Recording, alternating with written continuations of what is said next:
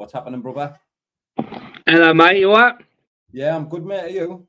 Yeah, not too bad, mate. Not too bad. Good, man. Can you hear me all right, mate? Yeah, I can hear you now, yeah. How's things, mate? How's it going?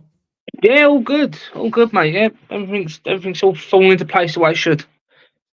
Cushy, mate, cushy. Obviously, you've got a new opponent now, Boo Boo. I've seen Boo Boo fight a few times. Obviously, he's experienced in the bare knuckle. I've seen him fight in BFBA, the company that was before BKFC UK. And what do you think? You think on him as a new opponent? He's game, like you said. He's experienced in his game.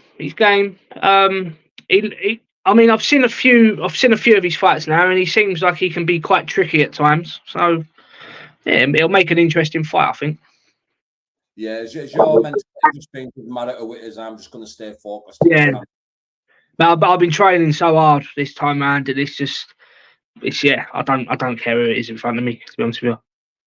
Yeah, I've seen that you put on your story. I don't know if it was yesterday or today. You were 22 stone, was it, at the beginning of this camp, and now you're just over, yeah. Yeah, just over 22 stone now. I'll be lighter. I reckon I'll be about 19, just under 19 stone by the time the fight comes around. Yeah, cushy. And what have you changed much in this camp? With you getting the weight off and that, or has it just been every camp that you've normally done? Yeah, so anything really, getting the weight obviously is mainly dieting. It's the diet. Obviously this time, man, I've done a lot more things that I did in my last camp due to the fact of not being injured this time. So there's a lot more stuff I've been able to do. And yeah, I mean, the diet side of it has been the most important part of it, really. That's what's got the weight off. So yeah, cushy. As you can tell, I'm doing a studio, so all my equipment in like another building. I'm looking at myself on the camera. I look like a ghost, man, with this light I've got using white as a sheet, just in case anybody's But I'm really looking forward to this show, like on the 6th of April. What a card, mate! Yeah, no, it's going to be a good show. It's going to say I'm looking forward to seeing Danny Christie and John Rounds fight the most. Yeah. I think that's going to be a scrap because they both love a tear up, don't they? So yeah. Done well. Obviously, Chaz Wasserman as well. I'm looking forward to watching him back. He had an absolute war last time round as well, didn't he? Yeah. So yes, I'm really looking forward to them fights, to be fair. And obviously now, when you look basically at the heavyweight division, it's quite tight in it in the UK. So one good performance, mate, and you're up there, aren't you? Well, do you know what? It's funny because I've been saying this. I've been speaking to Aggie Faulkner the last few days, and I've said if I come out and I put on a devastating performance in this next fight, I'm calling him out and I want to fight him for the British heavyweight title. Yeah, that'd be mint, mate. That'd be class. That, like, what a fight. Yeah, I just think it makes sense. I'm ranked number 4. He's ranked number 2. Number 3 is no longer in the BKFC. He's gone back to MMA. So I think it would make sense. Yeah, I think. Who else was it in the heavyweight division? You, Rob Cunningham, Florian. Oh, Florian de la Motte. That was it. Yeah, that's what I mean, mate. It's just there for the taking, isn't it? Like the chance to fight for the championship. Definitely. I think that'll be a good fight to make later on in the year, 100%. And have you got any predictions for the fight that you're going into on the 6th of April? No, I'm not going to sit here and make predictions this time, man, because this time I'm going in with a different mindset. I'm just going to see how it happens, see what goes on. I'm going to go on there, do what I do. If a knockout comes, it comes. If it don't, I won't chase it and look for it. I won't rush a knockout or anything like that. Do you know what I mean? I'm just going to go in there, use my abilities that I've been gifted with, and we'll see what happens. Have you always, because for a big lad, you move very well, you're dead light on your feet, and obviously you've got a great boxing ability. Have you always been like that, or has it just been where you've been sharpening up in the last few years? No, see, when I first started boxing, I had a very basic style. I was just hands up, take everything on the gloves, and just come steaming in with hooks. It wasn't until I started training with my trainer now, Pete Stoughton. And I've been with him 7 years now. he brought the style that everyone sees in me now. He brought that to me. He made me like be good with my head movement and my hands down, being up on my toes and being able to move the way I do. That all comes from him, really. Yeah, wicked, because you do move very well on your feet for a big lad. Like, it's weird, really. Like Tyson Fury's the same, and he's like a really lad, and he can fucking move dead light on his feet, where some lads struggle. Yeah. But what's your thoughts with Gary Fox and Ellis Shepherd? Ellis is from down your way, isn't he? Yeah, I think he's from around London way somewhere. I'm sure he is around that area. Yeah, I think that'd be a good fight. I mean, obviously we know how tough Gary is, and we know how good Ellis is as well. I won't make any predictions, but yeah, that's definitely going to be a good fight. Styles make fights, don't they? And I think the styles are different. So yeah, it could be another barnstorm with that one. To be fair. Yeah, 100%. Did you watch BKFC Bulgaria by any chance? I did, yeah. I was well impressed with that show. It looked like it was fucking packed there, to be fair. Yeah, it was, mate. It was mental. What did you think of the actual fighters? Yeah, tough. I was obviously the only fight I was really interested in there was two, and that was the co-main event. What's his name? Vasilin. Yeah. And actually, I personally know him. He lived around my area for a little while, so I've done a bit of MMA training with him years ago. So it's good to watch. Psycho, is it you're on about? Eh? Was his alias Psycho Elias? No, not him. It was the co-main event, I think. I think you're on about the main event. No, he wasn't the main event. No, he's a bald guy with a beard. Well, they all look like, didn't they? He was in the lightweight division. Yeah. I'll have a look, mate, because it's hard. Yeah, yeah, but do you know what? I still can't pronounce. We all call him Vaz. Yeah, Vasilin or Vazalin or something like that. His name is. BKFC, right? Where's the flag? Oh, Veselin. Veselin. Yeah. Yeah, I know what you mean now, mate. Yeah, so I trained MMA with him quite a few years back. So yeah, I was rooting for him, and obviously I looked at the heavyweight fight as well, because obviously it's heavyweights. So I kept a close eye on that. That was a fucking mad one. It looked like it was going one way and then completely spun around and went the other. That was a good fight. And I was impressed with the women as well. That girl that won that fight, those body shots, mate, were fucking mental. Did you see all the marks on the ribs and that? Yeah, it was bad.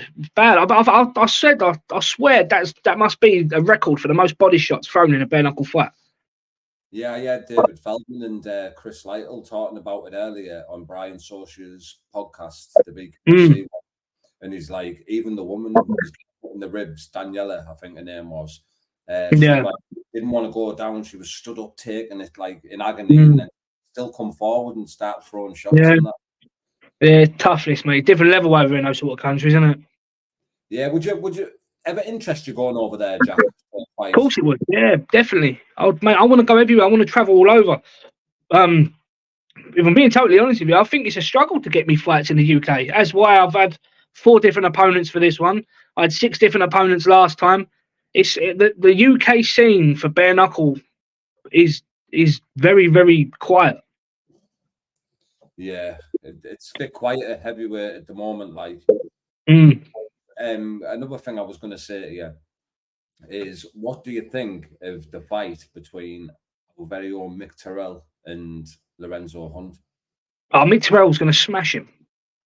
Mick Terrell is going to smash him. Look, don't get me wrong, Lorenzo Hunt, fair play to him. I mean, look what he's accomplished and what he's trying to accomplish by coming up to heavyweight. You can't knock him for that. Do you know what I mean? He's fucking fair play to him. And the man is one of the best bare knuckle fighters alive. There's no doubt in that either. But when you're that build and you're coming up to fight a natural heavyweight, it just ain't gonna. He's gonna feel the difference. He's like, he might be able to move fast and stuff like that for the first round, or even maybe 2 rounds, but then it will slow him down. And I don't think he realizes how much it's gonna. And when you got someone like Mick Terrell banging away at you, I mean, we've seen Lorenzo get put down by a middleweight. Yeah. 2 So, seconds. I'll put my dog in another room because she's snoring already. Yeah, go on, mate.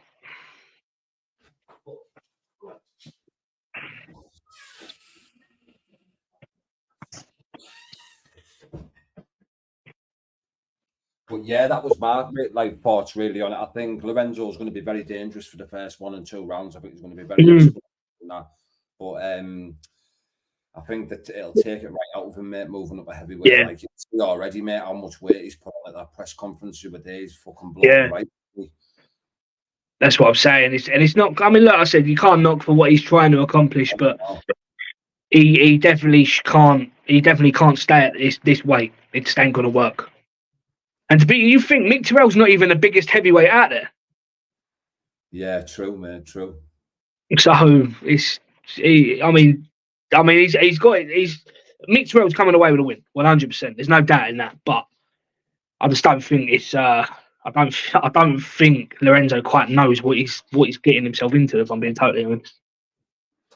Yeah, and how mint would that be, mate, when he beats Lorenzo Hunt? Like, how big that it's going to be for the UK scene. Like, yeah, he's the face of the sport right now, isn't he, Lorenzo Hunt? He is, yeah, he is, and it's gonna. I said when Mick Terrell won the BKFC heavyweight title, he didn't just win it for him. He's made the bare knuckle scene. He's opened the floodgates for British bare knuckle fighters for the BKFC and to have an opportunity to maybe one day reach that title. Now, because the heavyweight champion is now in our country, whereas a lot of us don't get the opportunity to go over to the States and fight. But now our champions in the UK, a few good wins, and you might not have to. That's what I mean, and I wonder if they do it a bit like the boxing, you know, where you can have a sort of voluntary defence, and if you'd ever do it at home, and that might open it up for some of the lads at home. You never know, do you? You never know. I wanted to see. To be fair, I wanted to see Mick Terrell fight Mark Hunt. Mark Hunt, yeah, that's what they wanted, didn't they? They both wanted that fight. That's the fight I wanted to see. I mean, not just because I still think Mick Terrell's the man. Do you know what I mean? But Mark Hunt, I mean, fucking hell, he's a legend. And I grew up watching that man fight. So, mate, what a legend, mate! What a legend. The super. Yeah, that would have been a good, very, very good fight. Hopefully, they can still make that fight happen once Mick beats Lorenzo. Yeah, it's a bit mad really as well because he's beat Ben Rothwell in the UFC. There was someone else who was under Mick as an opponent. Was it Roy Nelson? Yeah, it might have been. It beat Roy Nelson, and people were on about like his age and that. Trust me, that man will be fucking dangerous as fuck still. And fight not long ago, didn't he, on the zone? And he looked fucking. Yeah, last year. Not last year. The year before, I think it was. And he looked decent. Well, might have been last year. Yeah, knocked the geezer out, didn't he? Yeah, and he was the young fellow, wasn't he? That's what I'm saying. When you're someone like Mark Hunt and you punch the way you do, you don't lose that. Even if you go into like 50 years of age, you still will not lose that power. Everything might lose everything else, but, They say like your power's the last thing to go.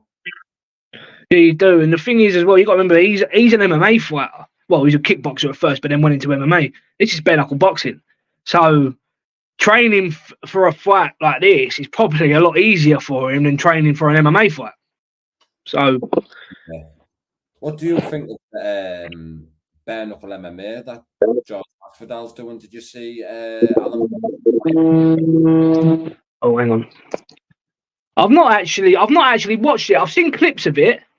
I've seen clips of it, but I think it's another sport, isn't it? It's I will never have any disagreements with anything bare knuckle, to be honest with you.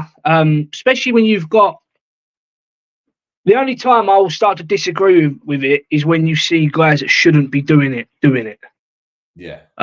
As you know, all of us fighters have to go through some sort of something first before we get the opportunity to fight for BKFC. Like the tryouts and stuff like that, and obviously you get chosen, or if you're an experienced bare knuckle fighter anyway coming over, then it's easy for you to get in. But I think if you start getting a lot of, like how these misfit fighters are doing their sort of thing, I think if they all start coming over the bare knuckle, flooding the bare knuckle scene, I think, don't get me wrong, I know it'll probably generate a lot of money, but I think these kind of sports. Now though, and it's like, fuck me, mate. That fight, Jake Paul and Mike Tyson, mate, I'm fucking devastated to see that. Oh, I know. Did you watch the Misfits main event the other night? Who was fighting?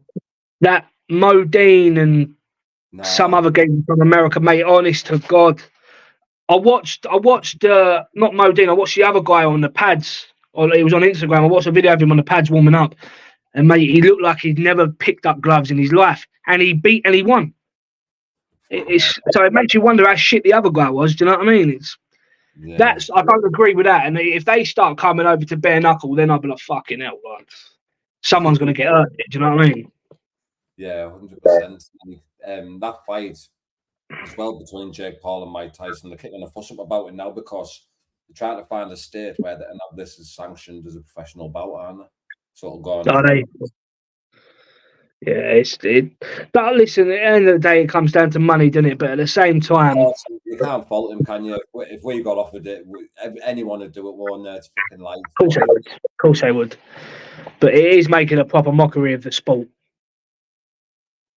Yeah, would you class Jake Paul as a professional boxer now, then, or still would you class him as a YouTuber?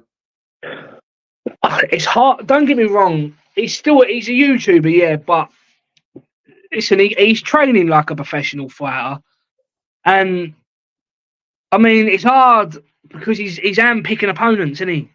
Yeah. He's don't get me wrong, like all right, Anderson Silva, Tyron Woodley, fucking what's the fucking Fury brother, Tommy Fury, all these people that he's fought. I think all right, they're fighters in their own respect, I suppose, but they're not like you stick him in a fight with English title level pro, he gets wiped the floor with. Yeah. Do you know what I mean? He'll absolutely get smashed. Yeah. So I think it's hard to class him as a professional when he's not going through the pro ranks.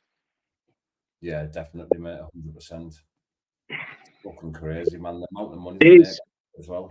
It is. It's mad. Don't get me wrong. Like I said, if I got offered a fight to fight him for a fucking couple of million quid, I'd be stupid to not take it. But but yeah, as far as it goes with like the actual sport itself, it's making a proper embarrassment out of it, really, isn't it? Yeah, definitely.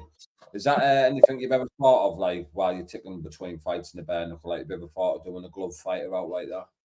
Yeah, I'm going to do that this year because. I think now one of my main problems is inactivity. Yeah. So I've been speaking with Paul Venice and Street Beefs UK, and I've agreed to jump on their show and do like a 4-ounce MMA gloved fight in between. So it'll be after this fight, and it'll be in between, just to keep me active, keep me training, and then. As soon as I've got another bare knuckle fight lined up, then obviously I'll just focus on that. But yeah, I need something to keep me going in between, to keep me focused, to keep me fit, and keep me active. Yeah, talking about Mr. Venice, he come back the other night in Street Beefs. What did you think of his performance and his knockout win? I mean, I was shocked that the guy he fought came at him the way he did. I wasn't expecting it. But listen, I've been in there and I've sparred with Paul, and I know how hard the man can hit, so I wasn't surprised. I wasn't surprised when he dropped the geezer the way he did. And obviously, I know Paul wants to get into the BKFC. He's fighting in June, I believe. And Paul said this himself about how his head. He wants to be able to start moving his head and stuff, and he's going to have to start doing that in the bare knuckle world. Because when someone comes steaming into you like that and you ain't got the gloves on to protect yourself, it can be a different story. Paul knows that anyway. I've spoken to him about it 100 times. Yeah.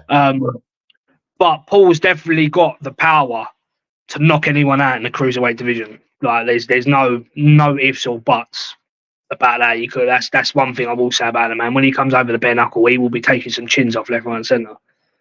But it's just like the other side of it. Obviously, his defensive side of it. He like you can get stopped by cuts or.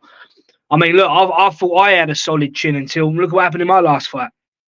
Yeah. So it only takes one. It only takes one, but yeah, no, I am looking forward to seeing him come into the bare knuckle world now. Yeah, it'll be good, mate. Some exciting fights coming up. But is there anything else you want to share with us, mate, about your upcoming fight? Anything you want to tell people? No, not really. I'm just now. I've just got to. I just want to get in there now. So I mean, I don't really want to talk about it anymore. Yeah, I can imagine. I know your head's been probably fucking battered. Everything what's going on. I appreciate you coming on tonight. To be honest. Yeah, no, mate, everything's all good. Like I said, I'm in a good space. Training's gone well. Weight's coming off nicely. I'm fucking 100 times fitter than what I was going into my last fight. Ticket sales ain't been great this time round, but I mean, Milton Keynes is like 2 hours away from me, so it's not like it's easy for people to get to. And the problem I've had is because do you remember we were supposed to be in Milton Keynes last time round? Yeah. Well, a lot of people that were going to come to me, come watch me fight, started booking hotels, and then the show got moved up north. So loads of people lost out on money. And now the same people are like, no, I'm not coming to that because last time I lost out on loads of money and it's really fucked my ticket sales up. But listen, you go in there, you get a good knockout, and that's it. Loads of people want to start coming again, don't they? So yeah, mate. Okay, it's fucking sad to be honest, but it's just the way it goes, isn't it? Yeah, exactly. It is what it is, mate. Exactly that. Like you can do about it. The pro boxers, you see it every week, mate. They'll be fucking everyone out their ass, getting thousands and thousands of likes. As soon as they lose a fucking fight, mate, that goes down by fucking 80%, mate, the next day. Yeah, it does. And that's the thing as well. Like, you don't realise it all the time you're winning, but when you lose, you notice who's around and who ain't. 100%. And yeah, and like I said, everyone wants to be there when you're winning, didn't they? So when you lose, or you're out going on a little downhill slope, people start dropping out like flies, and yeah, but I don't know if people think that you won't realise, but you do. It's the first thing you realise as a fighter. Yeah. You know it straight away. You don't want them people around you anyway, do you? No, and that's the thing. Like this is the other thing as well. Like I've had people like messaging me about tickets. Oh, Jack, I really want tickets. Blah blah blah. So I'm on them. Right, when do you want to pay? When do you want to pay for the tickets? Fucking same old shit. Or every fighter has to go through it. It's the most annoyingest thing in the world. Now I've got to a stage now where after the 3 or 4 attempts of trying to get hold of them and then they don't get back to you, I'll ignore it. And then next thing you know, like when you've had your fight, you've won, they're messaging you, oh, well done, mate, really glad you won your fight, blah, blah. Now I'll leave them on red. Like, sorry, mate, I'm not interested in what you've got to say. You fucked me around for long enough. And the thing is with it, some people do it just, I don't know if they think they're being nice or what, but I'd much rather someone go to me, look, mate, I can't afford to come to your fight, but best of luck to you. That's sweet. Yeah. That's no worries at all. But when you're telling a fighter that you're going to come to his fight and you're going to buy X amount of tickets, we rely on that ticket money. That's how we get paid. Yeah. So, people fucking about with ticket money, mate. It's the worst thing ever as a fighter. Yeah, it's like Facebook Marketplace, isn't it? When you have something for sale and they're like, is this still available? You're like, yeah. And then they just don't fucking reply. Yeah. The worst one is when you put a post up, you put a poster of the fight. It's got the address, it's got the times, it's got the dates, it's got the price, and then they'll go to, what date's your fight? It's like, bruv, read the post. It's there. Everything is there. You know what I mean? It's so annoying. When people say, where can I watch the fight? I must tell the same people the same thing every month. Just download. Yeah. Yeah, now everyone's like, how can I watch the fight? So buy a fucking ticket. Yeah, class. Buy a ticket and fucking come and watch. 100%. But before we wrap it up, mate, is there any sponsors, shout outs, anything like that you want to give a big up to? Yeah, I've done it again. I haven't written down all my sponsors' names. I've got quite a few of them, so I don't want obviously shout out to all of my sponsors, but I don't want to name a few of them and then forget someone. Do you know what I mean? So, but no, honestly, my sponsors have really helped me out in going into this fight with obviously money and paying for things and getting all my kit paid for, and I've got a whole new kit coming into this fight, which is obviously my sponsors have all sorted out, and and obviously without them, fucking. This would have been a struggle this time round, especially with paying for all like the what do you call them, the Bloods and that. the medical, the blood tests, and all that lot. And obviously, a massive thank you to my trainer Pete, who's got me in top shape for this fight, and a thank you to my missus as well, who's always fucking doing everything else for me. Anything that she can do to help me, she does it, and just without them, none of this would be happening. So massive thank you to all them. Yeah, sweet mate, and I'll be catching up with you anyway down there at Milton Keynes. It's not long now, but we'll stay in touch, brother, and keep smashing. Yeah, well, make sure you come and speak to me last time, man, because I didn't get the chance to speak to you last time, did I? No, 100%, mate. We'll do a proper interview on that in it before and after. Yeah, definitely. All right, then, mate. Yeah, sweet. Sweet, brother. Thank you very much for coming on, Jack, and I hope you enjoy the rest of your evening, brother. Cheers, mate. Thank you. I'll speak to you soon. All right, mate. Bye.